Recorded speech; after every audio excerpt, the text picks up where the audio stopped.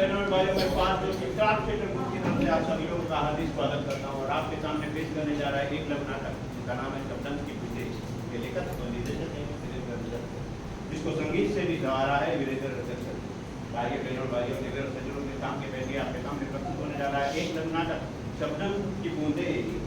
हाँ, और एक बात है, keep your mobile phone on silent mode. Dialogue volume is doing very clearly. I once again welcome you all on behalf of Craft Theatre Groups associated with Swar Sangam Foundation. We are filled with gratitude and joy that your presence here makes even more valuable. Thank you for joining this journey ahead with Swar Sangam Foundation.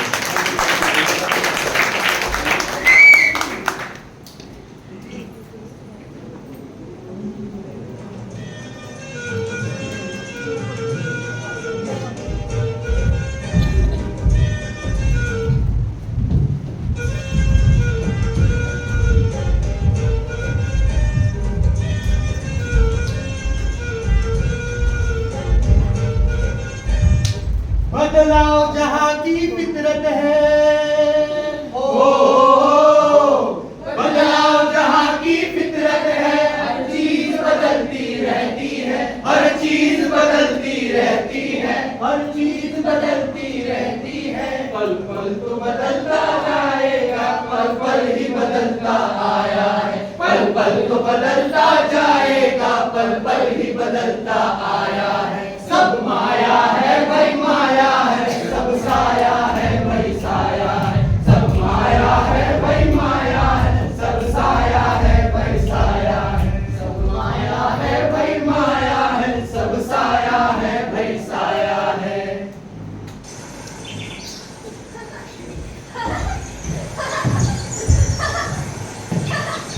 हाय हाय, क्या खूबसूरत नजारा है, कितनी सुहानी फिजा है। ये सरसर बहती हवाएं जैसे अरमानों को पर मिल गए हों। आसमान में उड़ चलने को जी चाहता है। ये रंग बिरंगे फूल पत्तों से भरी ये वादियां मदमस्त खुशबू बिखेर रही हैं। मेरे दिल का कोना कोना महक उठा है, चहक उठा है। फूल पत्तों से टपकती ये शबनम की खूबसूरत बूंदें इनकी मोतियों की सी चमक मेरे जिस्म में गर्मी पैदा कर रही है। मतवाली सी हुई जा रही हूँ मैं। फलक से रोशनी बिखेरता ये सूरज मेरे जिस्म पर सोने जैसा निखार पैदा कर रहा है। बदराई सी महसूस कर रही हूँ मैं। देख, वो झरझर गिरते झरने, वो कलकल बहती नदियाँ, जैसे फिजा में तराना छेड़ दिया हो, ऐसे में मेरा जी झूमने, नाचने, गाने को आतुर हो रहा है। ऐसे में वो बेपरवाह प्यासी पिछले दिनों की बातें याद आ रही हैं। वो मिलन, वो लगन, वो जलन, वो चुभन, वो अगन, सब इस कदर पुरस्कार था कि एक दूसरे में फना हो जाने को जी चाहता है। मेरी शिकायत उस बेवफा बेपरवाह गैर जिम्मेदार उस नादान किया था जिन्होंने मुझे तन्हा छोड़कर दूसरों की भलाई करने निकल पड़े। पता नहीं कैसे दिनों ईमान की हिफाजत का भूत सवार हो गया है इन पर। ना मालूम क्यों खुदा की इबादत और दुनिया की हिफाजत का पागलपन सरजद हो गया है। मैं तो सिर्फ दौलत और शोहरत की दीवानी हूँ। मैं तो सिर्फ खाओ पियो मौज उड़ाओ के यकीन रखती हूँ। मुझे नाज है अपनी खूबसूरती और अपनी जवानी पर। मुझे मेरे ख्वाबों और ख्यालों के साथी के अलावा किसी से कोई वास्ता नहीं। खुद बुलंदी की चाहत ठीक नहीं, खुद बुलंदी की चाहत ठीक नहीं। दुनिया की फिक्र करनी होगी, दुनिया की फिक्र करनी होगी, दुनिया की फिक्र करनी होगी। हम साथ जिएंगे साथ मरेंगे, हम साथ जिएंगे साथ मरेंगे। मिलजुल के पहल करनी होगी, मिलजुल के पहल करनी होगी। ज्यादा की चाहत ठीक नहीं हो, ज्यादा की चाहत ठीक नहीं। फरियाद है बेकार है, सब जाया है, सब माया है भाई माया है, सब साया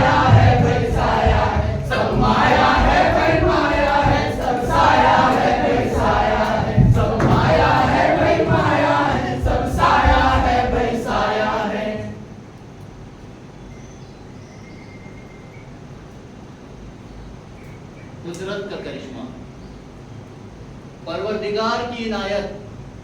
वाह क्या आलम है। ऐ मेरे खुदा, कितनी खूबसूरत दुनिया गढ़ी है तूने।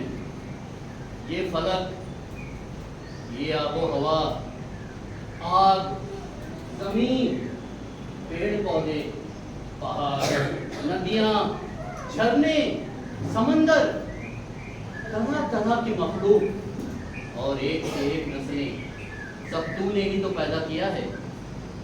जहां का जर्रा जर्रा तेरा मोतकिद है मेरे मालिक। और सबसे अहम बात, तूने हर एक के अंदर और बाहर अपनी रूहानी मोहब्बत उड़ेल दी है। ऐ मेरे आका, कितनी बारीकी से एक एक चीज को सजाया है तूने। फलक की मौजूदगी की पहचान तेरी रूहानी आवाज से है, तो हवा की प्यारी छुअन से है, आग का दीदार से है, तो पानी का जायके से है, और जमीन की तरह तरह की खुशबू से। जहां की हर एक चीज तेरी मोहब्बत से सराबोर है मेरे मालिक। यहाँ किसी से शिकवा शिकायत और नफरत का कोई मौका नहीं है। तूने इंसान को एक बेशकीमती तोहफा अता किया है, समझदारी जो दी है, ताकि इंसान तेरी इस बनाई दुनिया को अपनी मोहब्बत से सजा संवार सके, आगे बढ़ा सके।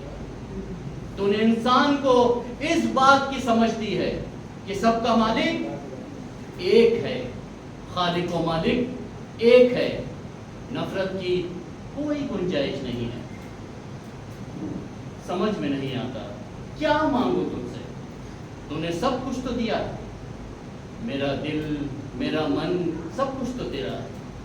फिर भी मेरे मालिक, तेरा हजार हजार शुक्रिया शुक्रिया शुक्रिया। शुक्रिया शुक्रिया शुक्रिया शुक्रिया शुक्रिया शुक्रिया शुक्रिया शुक्रिया। निगाह खुल गई क्या कमाल हो गया, निगाह खुल गई क्या कमाल हो गया। नजर जो मिल गई क्या नजराना दिया, नजर जो मिल गई क्या नजराना दिया। शुक्रिया शुक्रिया शुक्रिया शुक्रिया शुक्रिया शुक्रिया शुक्रिया शुक्रिया शुक्रिया शुक्रिया शुक्रिया शुक्रिया।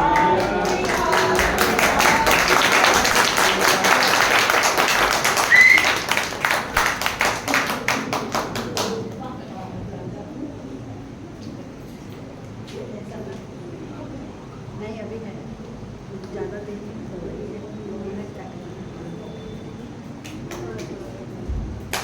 ओहो, ये पूरा घर गंदा बिखरा पड़ा हुआ है।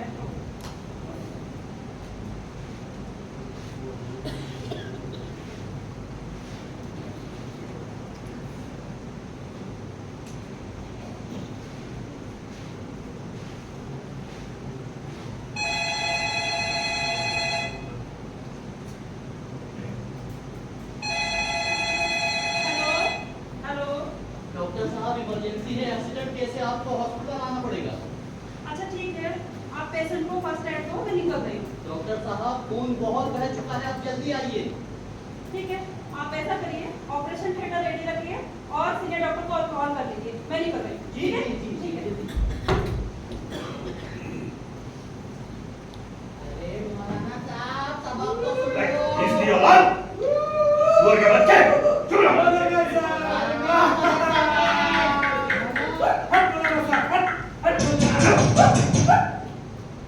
कौसर, कौसर, अरे कौसर, अरे कहाँ हो भाई? ये दरवाजे को कुंडी लगाकर मोहतरमा जाने कहाँ गई?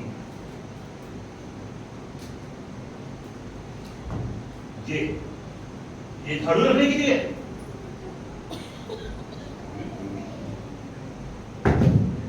और ये दुपट्टा यहाँ क्या कर रहा है? एक तो मदरसे में मेरे बच्चे नहीं सुनते, ऊपर से ये मोहतरमा कितनी बार कह चुका हूं अपनी चीजों को जगह पे रखा करो, लेकिन मेरी सुनता कौन है?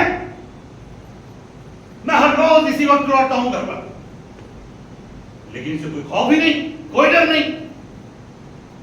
सब जानते हुए मैं क्या चाहता हूं क्या नहीं, सब जानते हुए भी ये मेरे खिलाफ काम करेगी।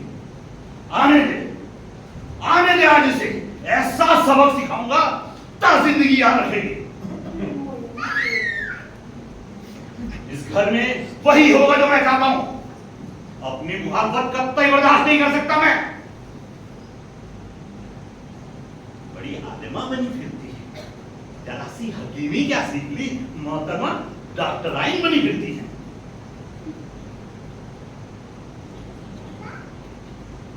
मेरा बस चले तुमको लाइन में खड़ा करके गोली मार दूं और इसको 2 गोली मारकर सुली में लटका दूं। राफा कहीं की सीना धूमर कर दिया मेरा। वाह वाह वाह, मौलवी नौशाद अली साहब, क्या तकरीर कही ना आपने? मैंने कहा मैं कमाल है। मैं वो दर्दी की तो हद पार कर दी है आपने। अरे मैं तो ऐसी बात खुद एतमादी कायम करने की कोशिश की है आपने। वाह, क्या खुद बुलंदी है आपकी। आप एक देहाती बेहिस और जज्बाती शख्स हैं। आपको पता भी है कैसे एक समाज बनता है, कैसे एक जमहूरियत की जमात खड़ी होती है और उसकी हकीकत क्या है। एक दूसरे के मदद से ही फर्क का वजूद है यहाँ पर, जहाँ पर कोई भी शख्स या मखलूक बिना किसी के सहारे के हिल तक नहीं सकता। फिर इतनी एतमादी और इतना गुस्सा किस बात का? ये जो कपड़े पहने हो ना आप, हाँ?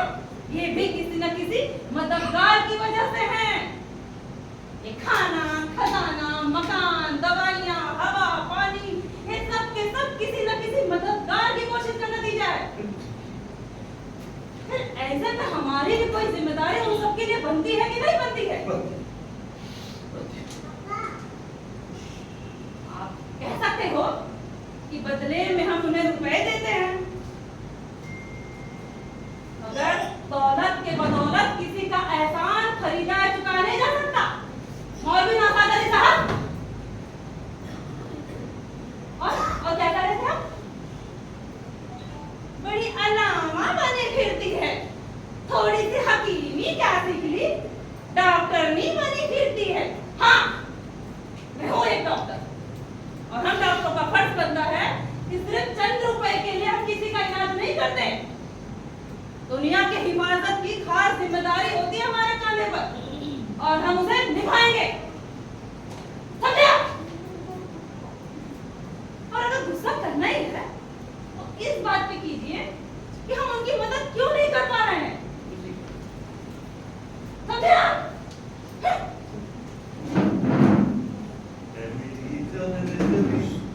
मुझे मालूम नहीं तुम अभी तक है हंसी और मैं जवान, तुझ पे कुर्बान मेरी जान है मेरी तोहर जबी, तुझे मालूम नहीं तुम अभी तक है हंसी और मैं जवान, तुझ पे कुर्बान मेरी जान मेरी जान। उसके लिए जो जीते हैं वो जीना भी कोई जीना है, खुद के लिए जो जीते हैं वो जीना भी कोई जीना है। वो तो जानवर भी जीते हैं, वो तो जानवर का जीना है, वो तो जानवर भी जीते हैं, वो तो जानवर का जीना है। खुद का ठीक नहीं हो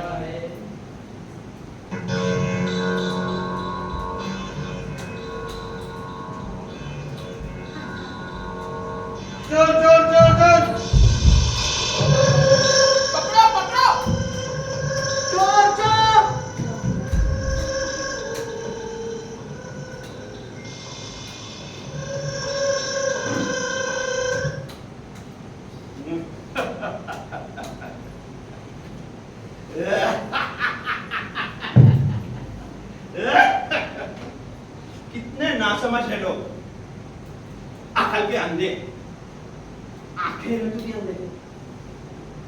अबे अहमद, दुनिया में अगर बादशाह चाहिए तो सबसे पहले इक़्तिदार हासिल करना होगा, और इक़्तिदार हासिल होगा बेइंतहा दौलत जमा कर देते, जमीन जायदाद महल शानो शौकत के लिए कई सारे मुलाजिम, बड़ी बड़ी नई कारें, हेलीकॉप्टर, सारे अमीरों वजीरों से आगे निकलने की जीत तोड़ कोशिश करनी होगी। की बातचीत या कामकाज कुछ खुदा को क्या देखा है? देखा है किसी ने? वो कहते इबादत करो, लोगों की मदद करो। अरे मुझे क्या पागल कुत्ते ने कहता है? अरे वो तो ये भी कहते हैं वो उसको पैदा करने से पहले उसके लिए इंतजाम खुद कर लेता है। तो मुझे क्या जरूरत पड़ी है सर पटकने की? मुझे ना खूब दौलत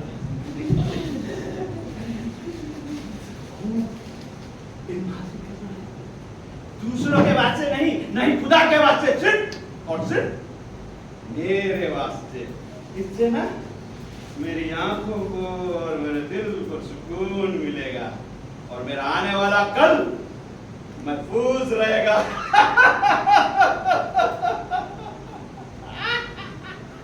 खुद बुलंदी की लालच ठीक नहीं हो, खुद बुलंदी की लालच ठीक नहीं, दुनिया की फिक्र करनी होगी, दुनिया की फिक्र करनी होगी। हम साथ जिएंगे साथ मरेंगे,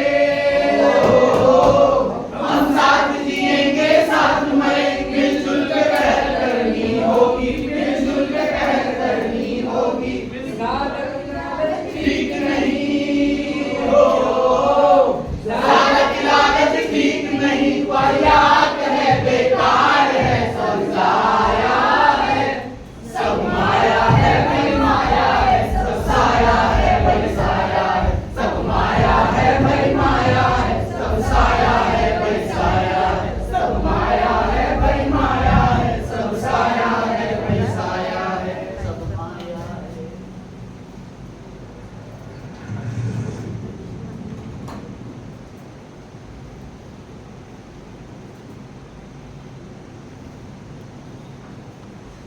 नहीं नहीं मेरा नहीं, इंसानियत हमारी खुदा की तरफ से एक नया तोहफा है।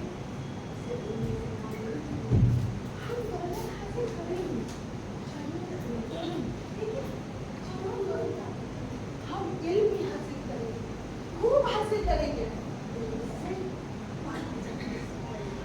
इससे दुनिया की दौलत ये तो आती जाती चीज है, इसके कई सारे खास काम होते हैं, और अगर कुछ समय के लिए टिक भी जाए तो मुसीबत ही फिर भी कुछ खास बताओ नहीं होता। जैसे जैसे दिमाग अपनी काबिलियत भूलता जाता है, इसलिए जो लोग आलिम फाजिल है, दफाकश है, तजुर्बेकार है, वो हर वक्त इस बात पर जोर देते हैं कि इबादत करें और दूसरों की मदद करें। यही एक विफल है जो दोनों जहां में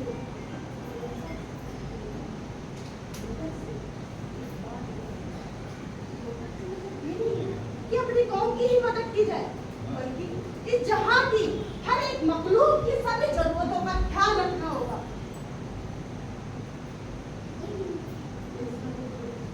चाहे कितना भी ऊंचा क्यों ना सोचे, खुदा उससे कई मर्तबा बड़ा है। करने के जोर पर इबादत की और हक देने से काम नहीं चलता। एक बात आ गई है कि खुदा की बनाई इस जहां का रख रखवाव इबादत ही पहली सीढ़ी है, बल्कि खुदा खुद तुम्हें फतेह की जानिब तक पहुंचाएगा। लालच करना ही है तो रूहानी खुशियों के लिए लालच किया जाए। शुक्रिया शुक्रिया शुक्रिया शुक्रिया शुक्रिया शुक्रिया शुक्रिया शुक्रिया, निगाह खुल गई क्या कमाल हो गया, निगाह खुल गई क्या कमाल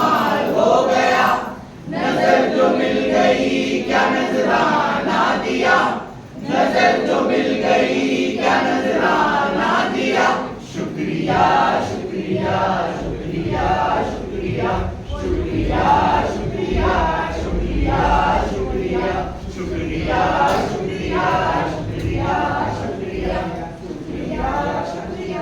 मेरा दिखा देना पानी पूरी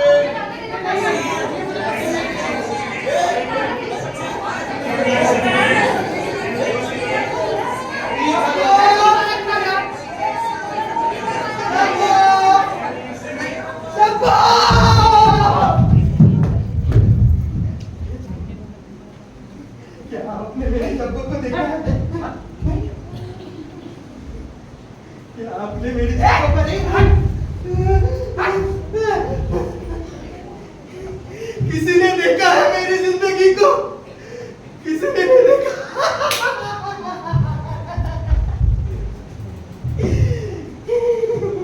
कैसे देख समझ सकता है कोई? उनकी पोस्ट तो नहीं नजर है, नहीं वो नजरिया। मेरे दिलरुबा के एहसास का कोई सानी नहीं हो सकता। उसके एहसास के आगे मैंने अपने माँ बाप भाई बहन सब रिश्ते नाते जैसे भूल चुका हूँ, और ना ही अब कोई है मेरी जिंदगी। लेकिन बताए उसके बाप ने तो कहा था जब भी शब्द बोलो मेरी लाइफ बन जाएगी और मैं उसके लाइफ बन जाऊंगा तो वो खुद परियों की रानी बनकर घोड़े पे सवार होकर मुझसे निकाह करने चली आई।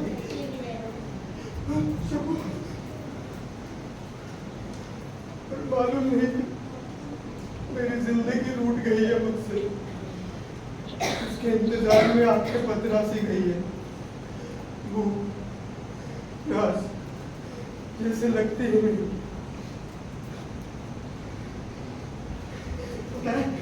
पता है मैंने शब्बू और अपनी खुशहाली के लिए खूब सारा माल जमा करके रखा था। कितनी ख्वाहिशें थी दिल में, कितने अरमान थे, कितनी तमन्नाएं थी, लेकिन सब कुछ एक एक करते बिखरती चली गई, टूटती चली गई, सब खत्म हो गया, चकनाचूर हो गया।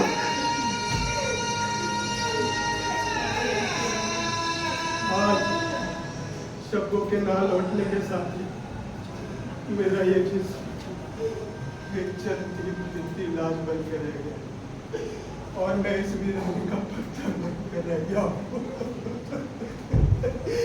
शब्बू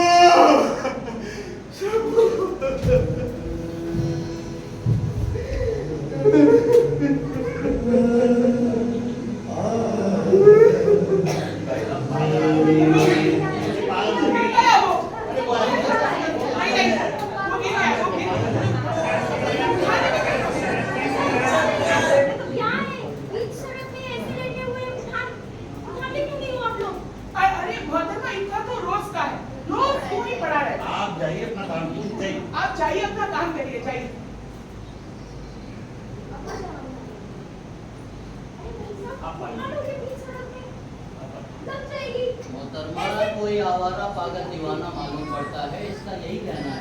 अच्छा बताओ ना आपको क्या चाहिए मैडम?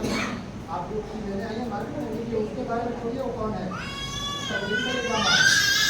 रोज का नाटक चाहिए, अपना काम कीजिए। शब्बू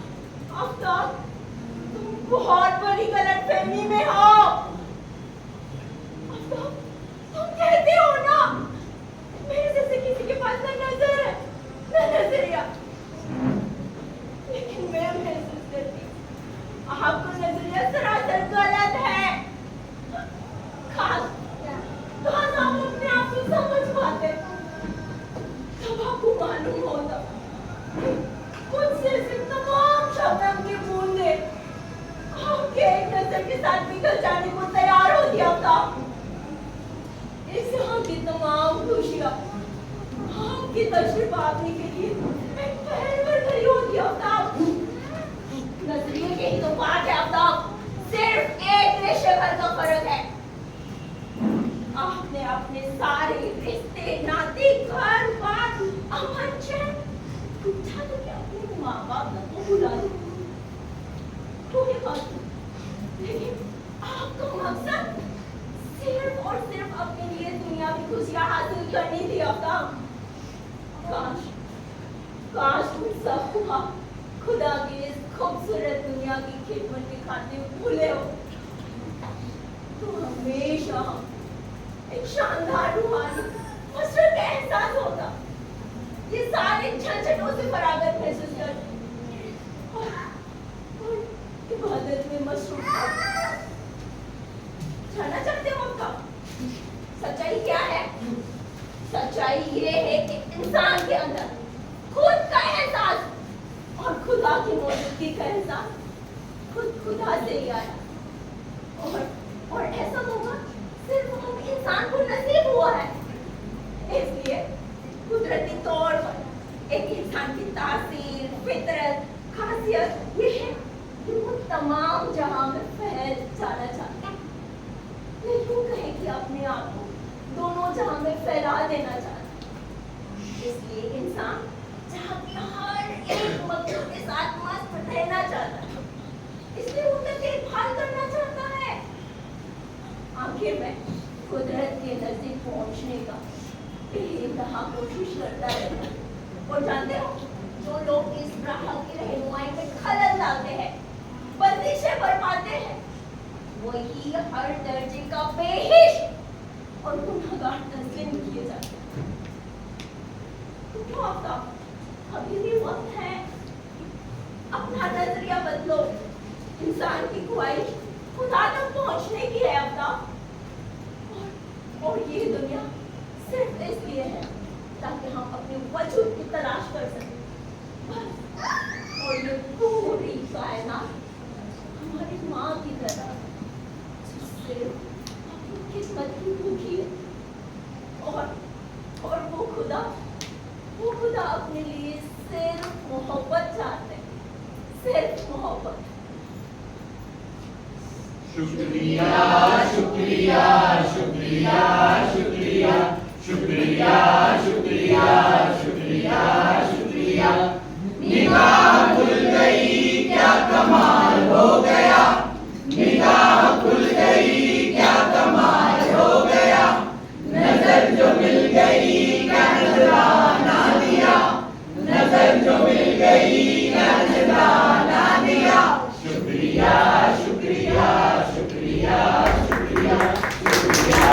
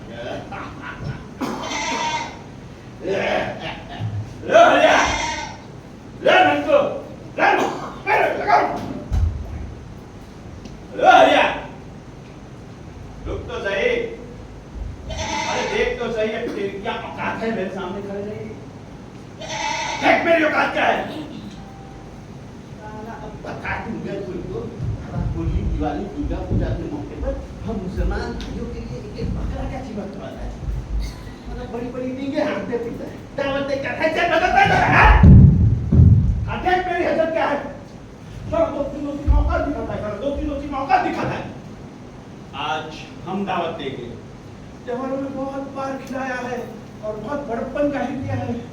आज हम खिलाएंगे और जता देंगे अपनी खुद ख्याली और खुद बुलंदी को। ये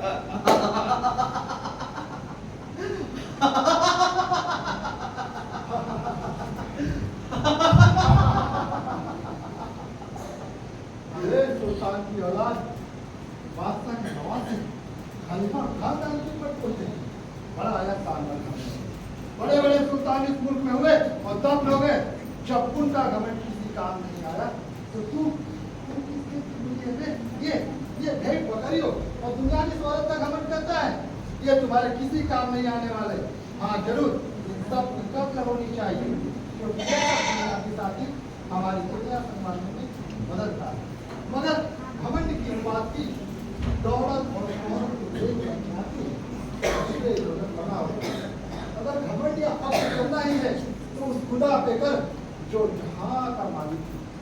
इसलिए तुझे इंसान शब्द और कुदरत फख्र इस बात की चाहिए खुदा ने तुझे मालिक होता है। और हम जैसे फकरान करने के लोगों को आप और इस दुनिया के लोग फकीर तस्लीम करते हैं। मगर फक्र है हमें खुदा पर क्योंकि हम फकीर इस दुनिया के ऊपर खुदा की राह में रहते हैं। हमें पल पल खुदा का एहसास है। आमीन आमीन। खुद के लिए जो जीते हैं वो जीना भी क्या जीना है। खुद के लिए जो जीते हैं वो जीना भी क्या जीना है। ये तो जानवर भी जीते हैं ये तो जानवर का जीना है। वो तो जानवर भी जीते हैं ये तो जानवर का जीना है। खुद बुलंदी की लालच ठीक नहीं हो।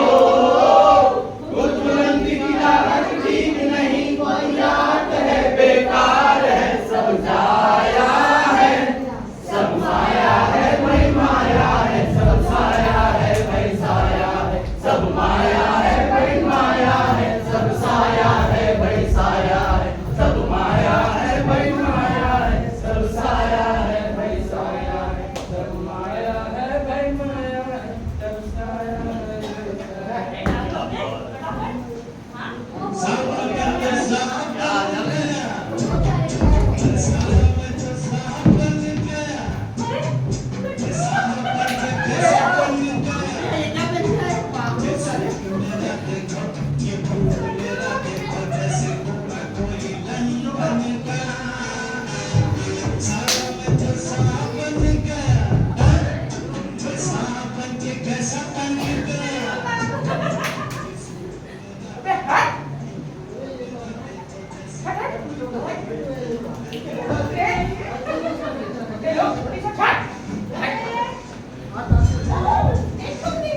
कौवा चला हंसी ये वो मसूर की दाल।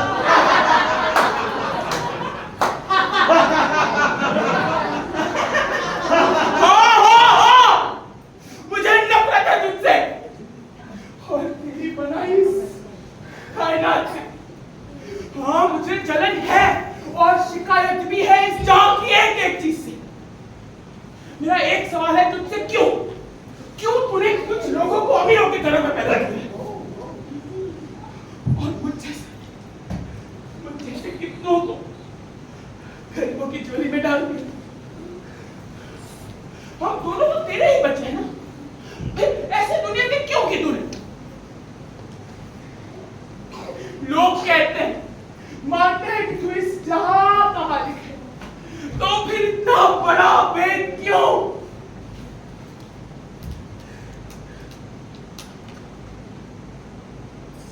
कहते हैं कि हर बच्चा हर तरफ से बाहर बेगुनाह होता है, तो फिर इतना बड़ा भेद क्यों?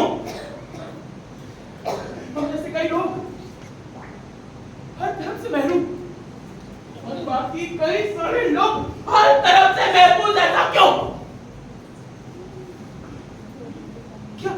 क्या इस बात के पीछे कोई राज है, कोई मकसद है? तो वो क्या है? अगर इस बात के पीछे कोई राज या मकसद है तो जब तक इस राज का राज नहीं हो जाता तब तक हमारे दिल में नफरत और जलन पनपती रहेगी। लोग कहते हैं कि नसीब की बात है, कुछ लोग कहते हैं कि पिछले कर्मों का फल है, मेरी समझ में नहीं आती कि वैसी किस्मत मेरी क्यों नहीं है। और अगर ये पिछले कर्मों का फल है तो माँ के पेट में आने से पहले ऐसे कौन से गुनाह कर दिए। अरे हमें तो ये भी नहीं पता कि हम कहाँ थे और कहाँ से आए। कुछ लोग कहते हैं कि हमारी नई पैदाइश हुई है, तो क्या बार बार पैदा हुए और फिर मर जाते हैं। मेरी तो कुछ समझ में नहीं आता कि आखिर राज क्या है, या फिर कोई जालसाजी है।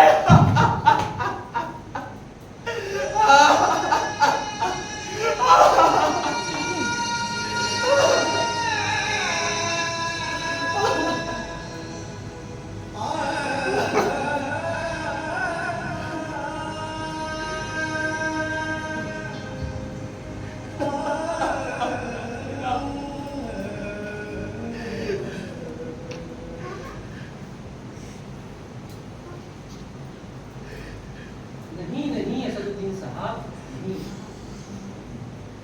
ये क्या सोच रहे हैं? की मना इसी गफलत में पड़े हुए हैं आप, गलत फहमी और गलत ख्याली में डूबे हुए हैं आप, और ये कैसी बहकी बहकी बातें कर रहे हैं। वैसे आपकी तजवीज आपका मौका गलत नहीं है, लेकिन जरा एक कदम आगे बढ़कर भी सोच लिया कीजिए, सारी गलत फहमी दूर हो जाए। अपने आप को दुनियावी दौलत और शोहरत में मत आंकिए, तो आज है कल नहीं रहेगी, पल पल बनती मिलती चीजें हैं ये।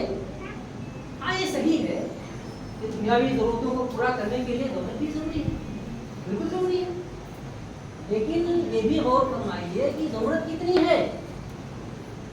जरा सोचिए दौलत की बिसाती क्या है।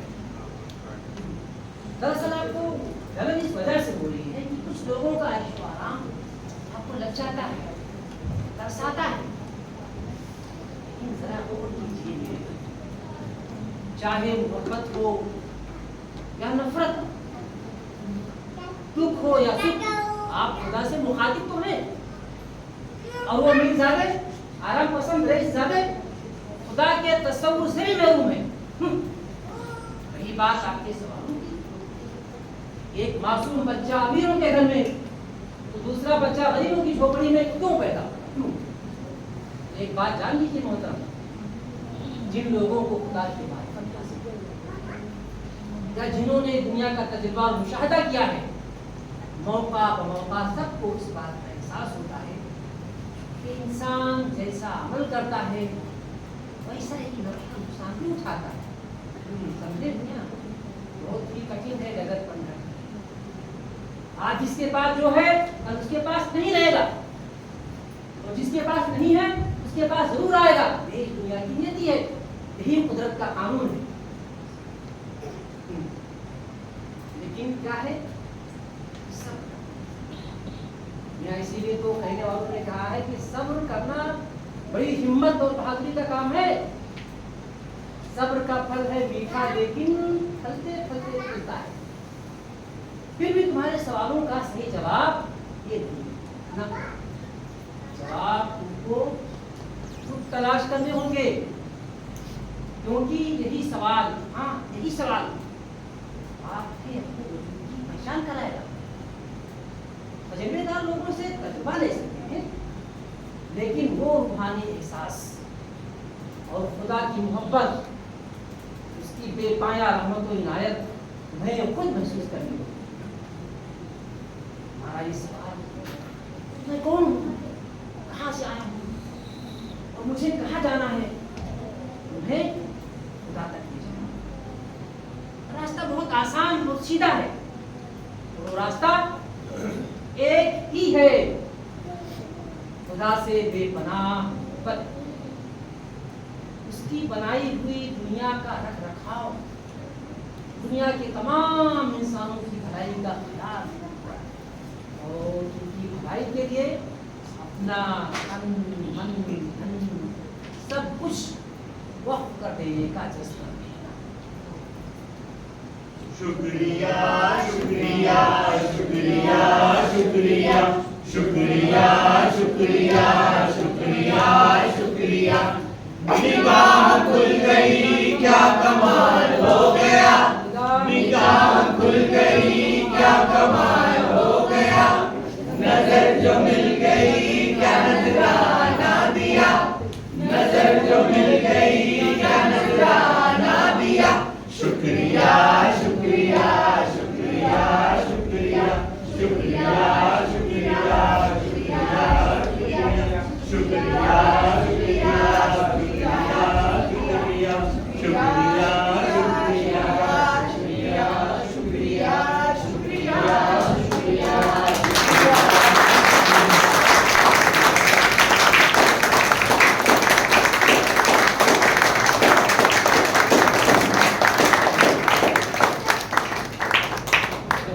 Thank you.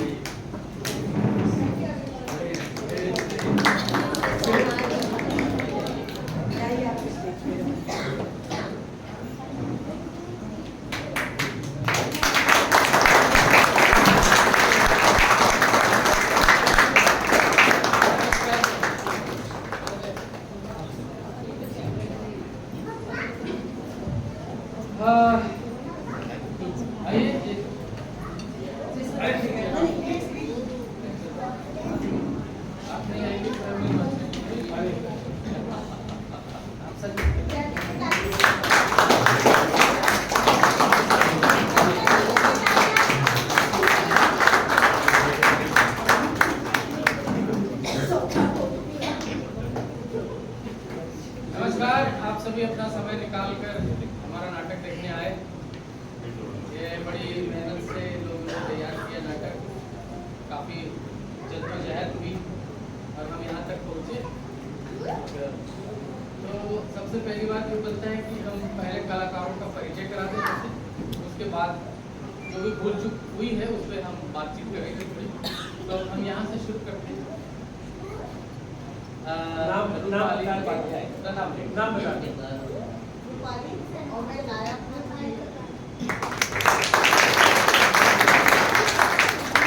मेरा नाम है आफ्ताब करीम और मैंने आदिल का किरदार निभाया।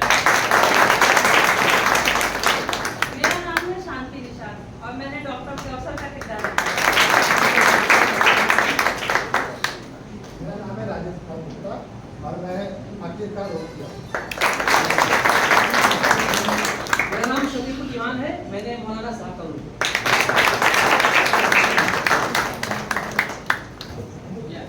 नमस्कार आदाब, मेरा नाम है जगदीश और मैंने आपका सबों के आशिक का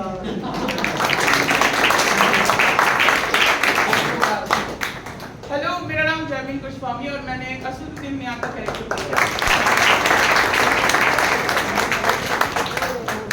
हेलो एवरीवन, मेरा नाम है महक और एक खुशहाल लड़की दिलकश का एक्टर है।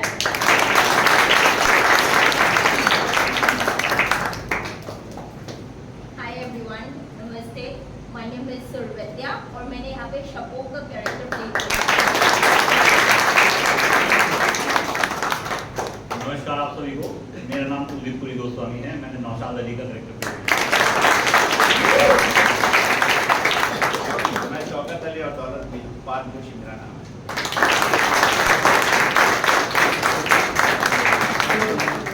ये रहा कलाकार का परिचय।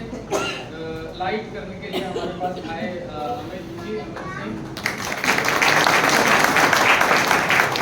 और इधर रनिक है कैमरा प्ले करके रनिक पुराने साथी भी हैं, मैं उनको अभी बुला नहीं पाऊंगा क्योंकि वो बच्चों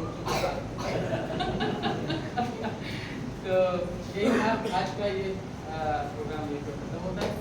और ये हमारे हाँ, वो देखिए। सर्वो सर्वा हमारे वीरेंद्र सर, डायरेक्टर, लेखक और उन्होंने पूरा डिजाइन किया है। इतनी अच्छी बात है। अरे ठीक है, अरे मैं ये मुझे तो सभी जानते हैं। तो एक दो बात और करनी है कि हमने मीरा रोड पे थिएटर की शुरुआत 2016 16 पहले वर्सोवा में ये अपना महाड़ा में थे। 2007 में मैं मुंबई आया और यहाँ सीखने सिखाने का सिलसिला शुरू हुआ। मैं वैसे ट्रेन कलकत्ता से हूँ, जिला में झारखंड बिहार इधर उधर होता हुआ मुंबई पहुँचा हुआ आया 7 को 2007 में। यहाँ शुरुआत की जानकी देवी लेन के पास हमारा वो था। मैं ललित भाई जी के साथ रहा, मुकेश खन्ना जी के साथ था, तेरा हो गया। फिर 2016 में हमने 15 में हमने अपना ग्रुप बनाया क्राफ्ट, ये ग्रुप है क्राफ्ट। ये पहला पूरे गांव में हमने शुरुआत की थी। 16 में हम यहाँ आए। राजेश शर्मा का नाम नहीं भुलाया जा सकता।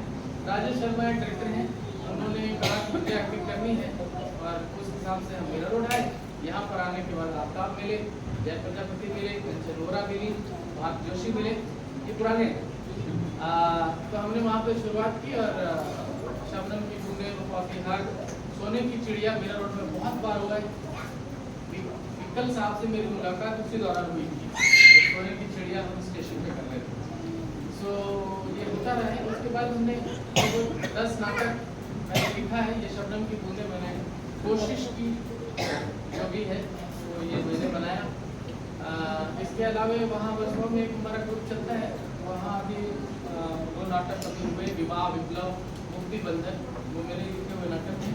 उसमें विजय राज जी की वाइफ नाटक लीड करते हैं, कृष्णा राज जी, विवाह विप्लव। और अभी मुक्ति बंधन के कुछ एक्टर यहाँ भी बैठे हैं शो देखने आए वहाँ से। शाहनवाज है, उधर मोहित भी होगा कहीं, चला गया। तो ये लोग वहाँ से आए।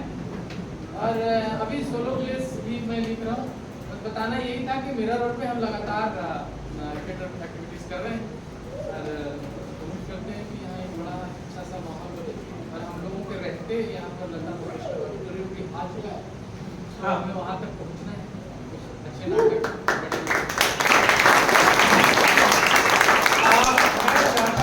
आप लोग कुछ कहना चाहते हैं तो प्लीज स्टेज पे आके हमारी कमियां को बता सकते हैं कि हम और क्या सुधार सकते हैं, क्योंकि सारे जो एक्टर हैं कुछ हमारे लिए नए हैं, कुछ पुराने हैं। तो नए ने इतना बढ़िया मेहनत करके आज पहला उनका स्टेज था, तो उसके बारे में जो भी भूल चूक जो भी हुआ होगा मेरी जिम्मेदारी है। जो कुछ भी त्रुटियाँ रही होंगी इस नाटक में वो मेरी त्रुटियाँ हैं, क्योंकि ये कुछ इसमें से बहुत बिल्कुल नए हैं। रूपाली जी का पहला स्टेज है, निशाद जी का पहला स्टेज है, ये राजेश का भी पहला स्टेज है, शफीकुल जी का भी पहला स्टेज है। ये फर्स्ट टाइम स्टेज पे आए हैं। मैं नहीं जानता प्रतीक, ये भी शायद मुझे लगता है पहले स्टेज, ये भी पहले। महक भी पहली बार स्टेज पे कोई भी ऐसा लगा नहीं कि इसने पहली दफा परफॉर्म किया। सबने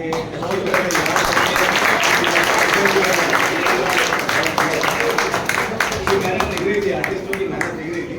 इम्प्रूवमेंट तो होता रहेगा, इम्प्रोवाइजर होता रहेगा। जी थैंक यू। अपने गोस्वामी जी भी पहली बार ही स्टेज पे, सुदीप जी हमारे मित्र हैं। तो ये सारे एक रिक्वेस्ट मानना पड़ेगा, ये आपने पहला स्टेज है, ये पहली बार बोला, तो हमको ये तो बिल्कुल कहीं नहीं लगा। हम तो हमारा दोस्त कुलदीप है, तो हमने सोचा कि हाँ कुलदीप है, मगर सभी मंजे हुए लगे। कहीं ऐसा नहीं लगा कि कोई भी पहली बार एनेक्ट कर रहा है, उसके लिए जेन्युइनली और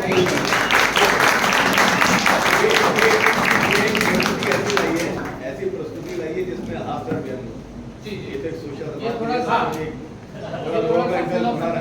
फिलोसॉफिकल नाटक था, थोड़ा सा साइको योग मनोविज्ञान पे आधारित नाटक था, थोड़ा स्पिरिचुअल नाटक था। तो मुझे लगता है कि इस तरह की बात समाज में होनी चाहिए, तो मैंने उर्दू में एक नाटक लिखने की कोशिश की। मिलेंगे सर, लता मंगेशकर में मिलेंगे। बहुत अच्छी कोशिश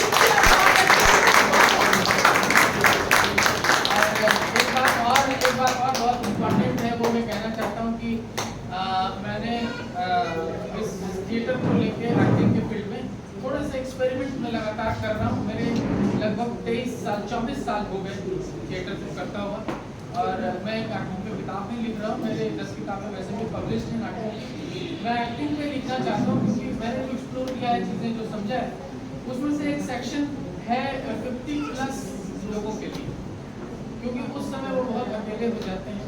और मैं समझता हूँ कि थिएटर उनका सबसे अच्छा मनोरंजन कर सकता है, उनको फिर से बच्चा बना सकता है, फिर से थोड़ा उसमें उमंग कर सकता है।